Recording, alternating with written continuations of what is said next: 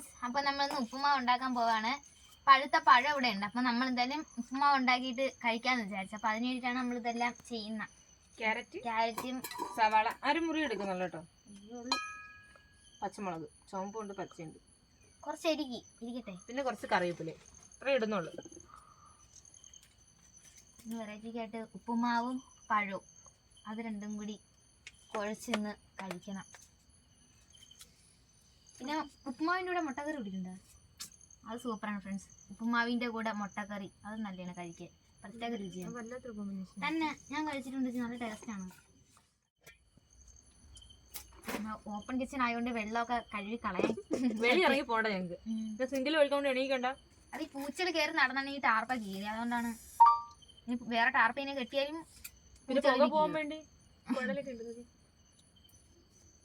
എത്ര താർപ്പ പിടിച്ചിട്ടാലും ഈ പൂച്ചകളെല്ലാം കളയും.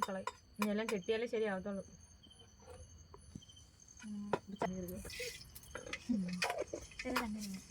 നിങ്ങൾ ശ്രദ്ധിക്കുന്നുണ്ടെന്നാണ് നമ്മൾ പല വീഡിയോയിലും ഈ മൺകല ഇവിടെ കാണും കേട്ടാ. വേറെ ഒന്നും കഞ്ഞലാണ് നമ്മൾ വെച്ചിരിക്കുന്ന, അതെടുത്ത് മാറ്റി വെച്ചിരിക്കുന്നേ. അമ്മൂമ്മയൊക്കെ കഞ്ഞളം കുടിക്കും, അതുകൊണ്ട് കുറച്ചെടുത്ത് മൺകലത്തിൽ വീട്ടിച്ചിരിക്കും.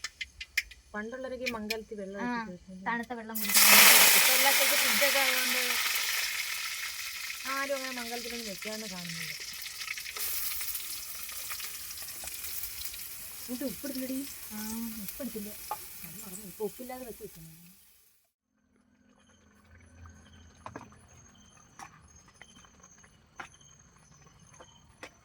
കുറച്ച് ഇട്ട് കൊടുത്തില്ലെങ്കിൽ ഇടുന്ന സമയത്ത് തന്നെ ഇളക്കി കൊടുക്കണല്ലേ.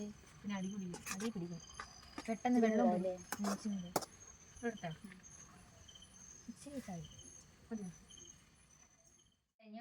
പഴം കൊണ്ടുവച്ച് ഇനി നമ്മൾ കഴിക്കാനായിട്ട് അടിക്കാത്ത പഴമാണ്.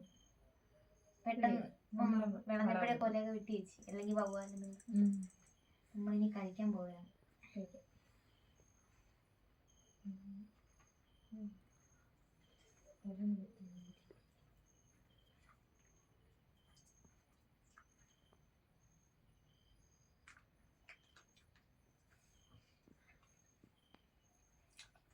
പഴം കൂടി കഴിക്കണം.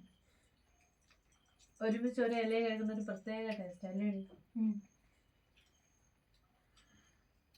മുളകൊക്കെ ചേർത്തോണ്ട് ചെയ്യുകയുണ്ട്, കൊള്ളാം.